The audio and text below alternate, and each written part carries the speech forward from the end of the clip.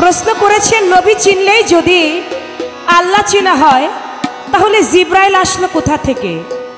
জিব্রাইল আলাইহিস সালাম যে আমার আল্লাহর কাছে, আল্লাহর নবীর কাছে ওহী নিয়ে আসতেন, তাহলে জিব্রাইল যে ইকরা বিসমি রাব্বিকাল্লাযী খালাক পড়তে বললেন পড়ুন আপনার প্রভুর নামে, জিব্রাইল যে নবীকে শিক্ষা দিলেন, তাহলে এটা জিব্রাইল আসলো কিভাবে?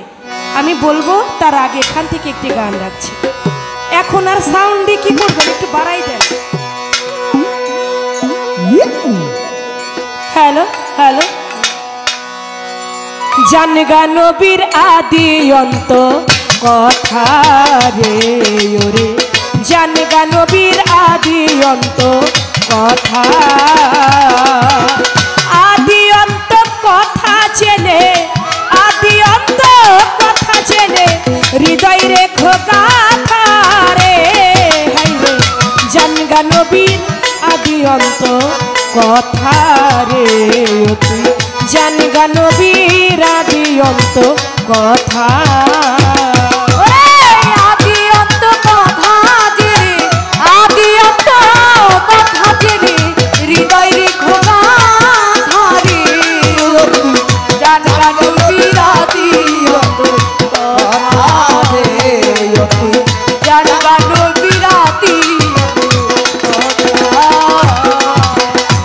আগে আমার কথা ধরো, নবীকে তালাশ করো, তবে খুদা পাইতে পারো, গুণ রাখিও গাথারে মন, গুণ রাখিও।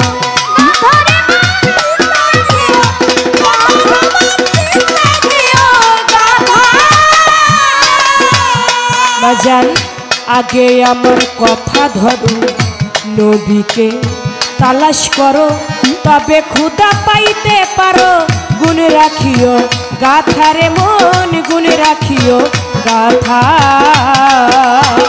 খুদার যদি রূপ থাকিত মানুষ পাইত দেখা, ওরে মানুষ পাইত ব্যথায়া,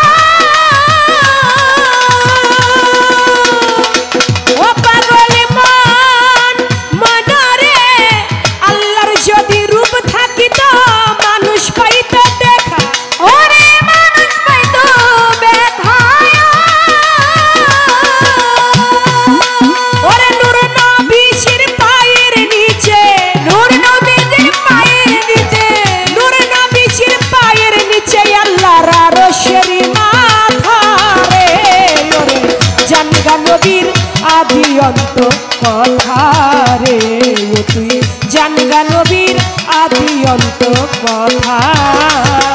ওরে আদি অন্ত কথা জেনে, আদি অন্ত কথা জেনে হৃদয় রেখো গাথা রে, জানগা নবীর আদি অন্ত কথা রে, জানগা নবীর আদি অন্ত কথা। আল্লাহর নাই কোনো মূর্তি, মূর্তি আমার নবীর জ্যোতি, তারপরে কর ভক্তি করো নয়ন, নোথারে মন করো নয়ন, নোথারে মন করো নয়ন। আল্লাহর নাই কোনো মূর্তি, মূর্তি আমার নবীর জ্যোতি, তারপরে কর ভক্তি করো নয়ন, নোথারে মন করো নয়ন নোথা। আল্লাহর যদি রূপ থাকিত মানুষ পাইত দেখা, ওরে মানুষ পাইত ব্যথায়া, ও পাগলি মন মন রে আমার, আল্লাহর যদি রূপ থাকিত জীবে পাইত দেখা, ওরে জীবে পাইত ব্যথায়া, ওরে নূর নবীর পায়ের নিচে, নূর নবীর পায়ের নিচে, নূর নবীর পায়ের নিচে আল্লাহর আরশের মাথা রে, জানগা নবীর আদি অন্ত কথা রে, জানগা নবীর আদি অন্ত কথা। ওরে আদি অন্ত কথা জেনে, আদি অন্ত কথা জেনে হৃদয় রাখো গাথা রে, জানগা নবীর আদি অন্ত কথা রে,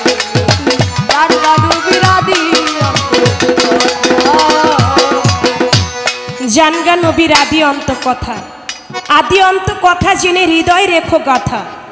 জানগা নবীর আদি অন্ত কথা, আগে আমার কথা ধরো, নবীকে তালাশ করো, তবে ক্ষুধা পাইতে পারো, গুণ রাখিও গাথা। ক্ষুধা সে গোপনের গোপন, বলছি সবার হেথা, ক্ষুধাকে লুকাইয়া রেখে নবী সৃষ্টিদাতা। আল্লাহরে কেউ কোনোদিন দেখেছি আমরা? আল্লাহ নিরাকার, কিন্তু দয়াল নবীকে মানুষ দেখেছে। এজন্য আল্লাহকে লুকাইয়া রেখে নবী হইল সৃষ্টিদাতা। আল্লাহর নাই কোনো মূর্তি, মূর্তি আমার নবীর জ্যোতি। তারপরে করো ভক্তি, করো না অন্যথা। আল্লাহর যদি রূপ থাকিত মানুষ পাইতো দেখা, নূর নবীজির পায়ের নিচে আল্লাহর আরশেরই মাথা। জানগা নবীর আদি অন্ত কথা। আমার কাছে প্রশ্ন করলেন জিবরাইল আলাইহিস সালাম, নবী যদি তিনি নবী চিনলে যদি আল্লাহ চিনা হয়, তাহলে জিবরাইল আলাইহিস সালাম যে দয়াল নবীর কাছে ওহী নিয়ে আসতেন এবং হেরা গুহার মধ্যে তিনি সূরা আলাকের, পবিত্র কোরআনের আলাকের 5টি আয়াত তিনি নিয়ে আসলেন, বললেন হে রসুল আপনি পড়েন, ইকরা বিসমি রাব্বুকাল্লাযী খালাক। আমার দয়াল নবী বললেন উম্মি আমি পড়তে জানি না। এখন তার কথা, নবী পড়তে জানে না, আবার সেই নবী চিনলে আল্লাহ চিনা হয়, তাহলে এটা কেমন হইল? আসলে কি দয়াল নবী আমার নিরক্ষর ছিলেন বাবা? আমার দয়াল নবীকে যে নিরক্ষর ভাববে তার পিছনে নামাজ পড়াও ঠিক না, কারণ আমার দয়াল নবী কখনোই নিরক্ষর হইতে পারে না, কারণ তিনি গায়েবের খবর পর্যন্ত জানতেন।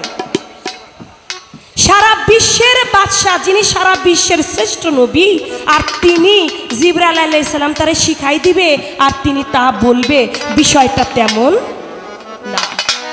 তবে হ্যাঁ, জিবরাইল আলাইহিস সালাম যে তাকে যে শিখিয়েছেন, এটা তার বাশারি হালাতের যে হাকিকি অবস্থাটা, তার যে বাশারি রূপটা, এই বাশারি রূপটা ছিল তার মানুষের, এটা আমি আগেই বলেছি।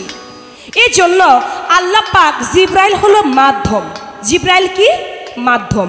জিবরাইলের মাধ্যমে আল্লাহ পাক ওহী পাঠাইতেন, আর জিবরাইল সেটা দয়াল নবীর কাছে বলতেন, আর সেটা দয়াল নবী নিজের কাছে ধারণ করে সেটা উম্মতদের মাঝে, সেটা আল্লাহর বান্দাদের মাঝে সেটা প্রকাশ করে দিতেন।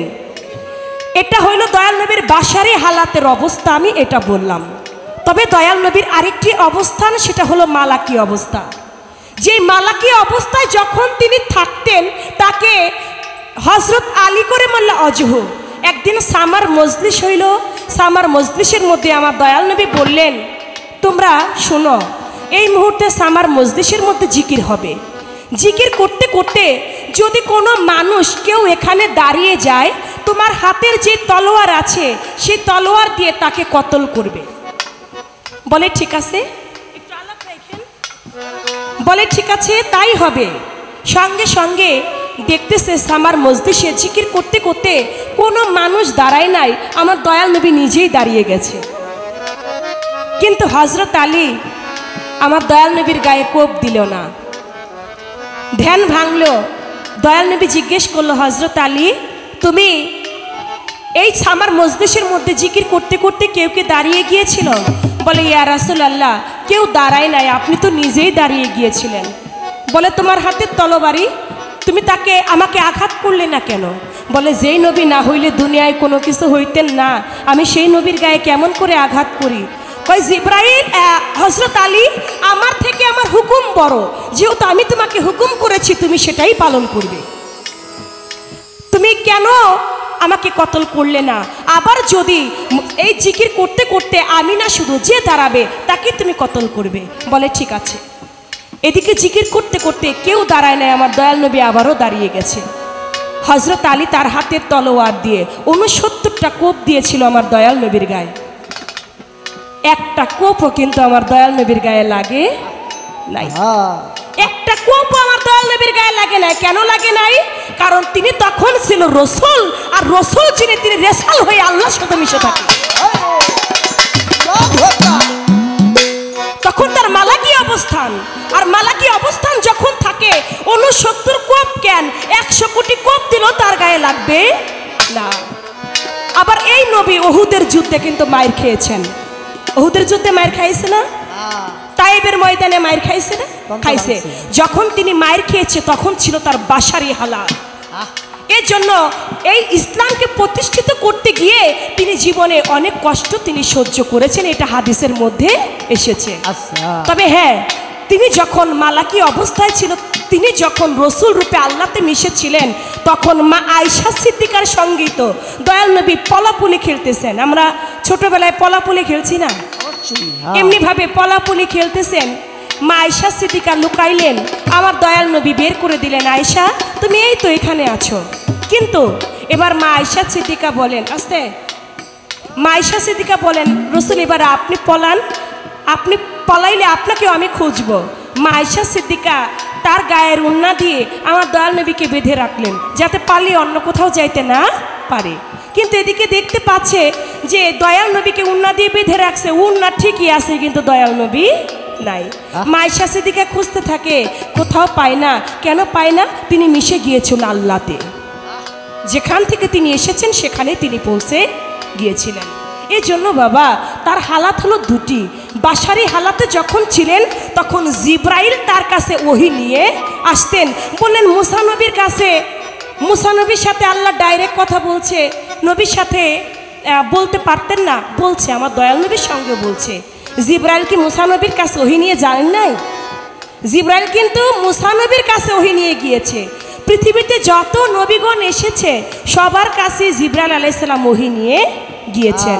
তবে মুসা নবীর সঙ্গে যেভাবে আল্লাহ পাক কথা বলেছেন, তার থেকে বেশি কথা বলেছেন আমার দয়াল নবীর সঙ্গে।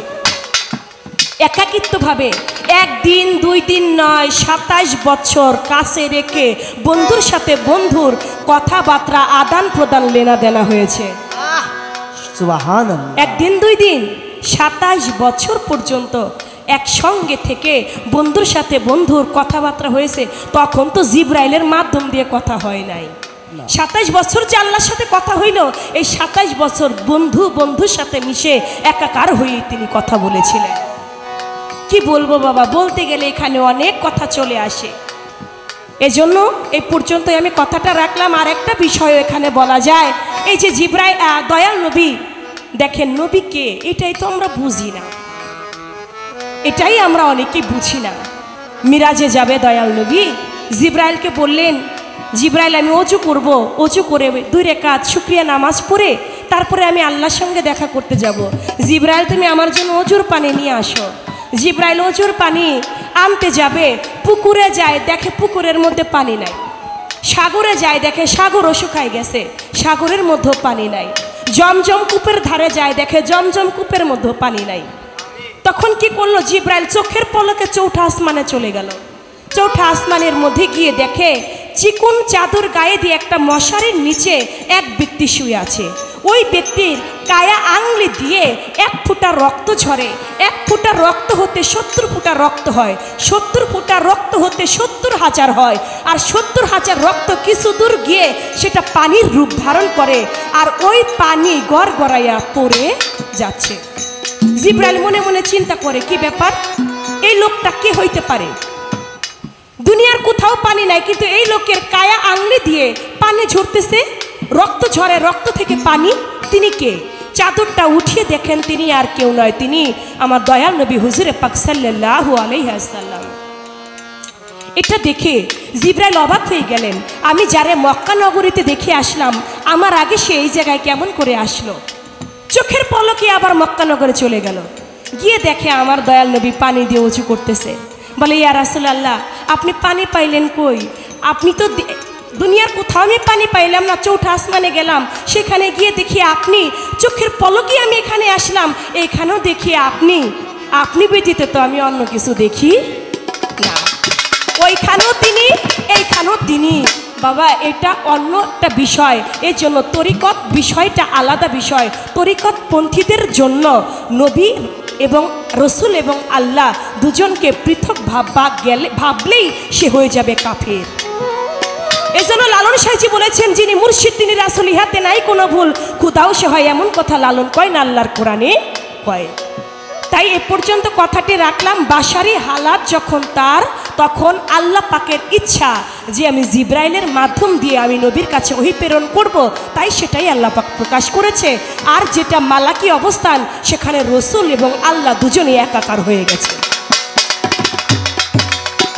আদি অন্ত কথা জেনে, আদি অন্ত কথা জেনে, হৃদয় রেখো গাঁথারি, জানগা ডুবির আদি অন্ত কথা রে, জানগা ডুবি আদি অন্ত কথা। বলে আমার দয়াল নবী 90 বছর আয়ু নিয়ে পৃথিবীতে এসেছেন। এর মধ্যে 63 বছর তার জিন্দেগি কেটে গেল, কিন্তু 27 বছর তার, এই 27 বছর হায়াত তার কোথায় চলে গেল? তার হায়াতটা কেটে গেল। 27 বছর হায়াত তার কেটে যায় নাই। 27 বছর তিনি আল্লাহর সাথেই তিনি কথাবার্তা বলেছেন, 27 বছর তিনি আল্লাহর সাথেই রয়েছেন। তার আয়ু 90 বছর, এটাই সত্যি। এটাকে অস্বীকার করলে বাবা আমরা মুসলমান থাকতে পারি না। তিনি 90 বছরে হায়াত নিয়েছেন, তার মধ্যে 27 বছর আমার আল্লাহর সঙ্গে কাটিয়েছেন, আর 63 বছর জিন্দেগি পাপি তাপি উম্মতদের সঙ্গে তিনি কাটিয়ে গিয়েছেন। মূলত তার হায়াত 90 বছরই ছিল। এ পর্যন্ত এই কথাটি রাখলাম, আর কোনো প্রশ্ন আমি রাখবো না।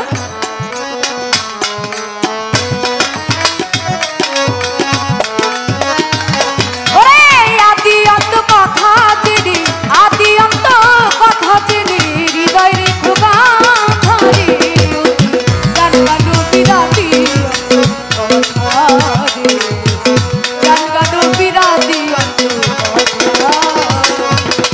নবীর নাম জগৎ জোড়া, কেহ নাই নবী ছাড়া, নবী আমার জগৎ তারা, আইন কোরআনের কথা রে মন, আইন কোরআনের কথা রে বোনাই পুরাণের কথা।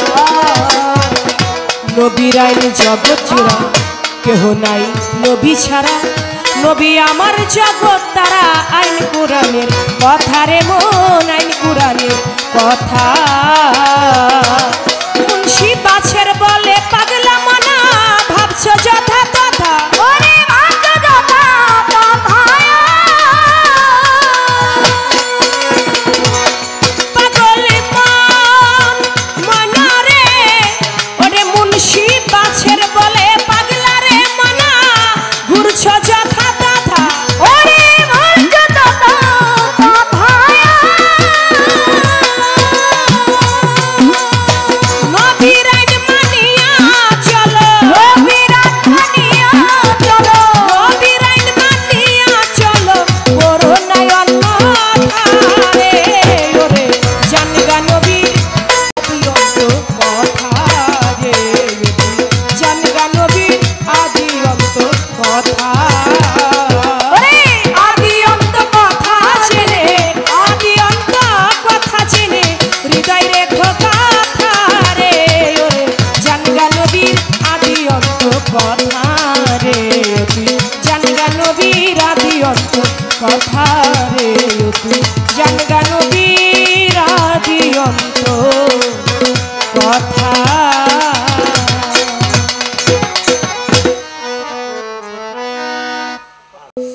আমি বসে পড়ব, একটু একটু বাড়ান ভাই, মনিটরে একটু বাড়ান, আমি পাচ্ছি না। তো একটি বিচ্ছেদ গান আমি রাখছি, বিচ্ছেদ দিয়ে আজকের মতো আমার আসর আমি শেষ করতে চাই। সবাই ভিজে গেছে, তারপরে আজকে রাত্রটাও এমনি সময় দিনে থেকে গান শুরু হলে আমরা 11টা উঠতে গেলে 12টা পর্যন্ত গাই, কখনোই আমরা একটার উপরে যাই না, একটাতে যাই না। কিন্তু 2 দিন আগেও আসলাম, তখনও 2টা বেজে গেছে, দিনে থেকে গান শুরু করছি, আজকেও মনে হয় 2টার কাছাকাছি হয়ে গেছে। এই তো আপনারা গান প্রিয়সী মানুষ, আপনারা গান ভাবুক মানুষ, এর জন্য সময়সীমা বেঁধে আপনাদের এখানে গান করা যায় না, তাই সেদিকে লক্ষ্য রেখে একটি বিচ্ছেদ গান রাখছি।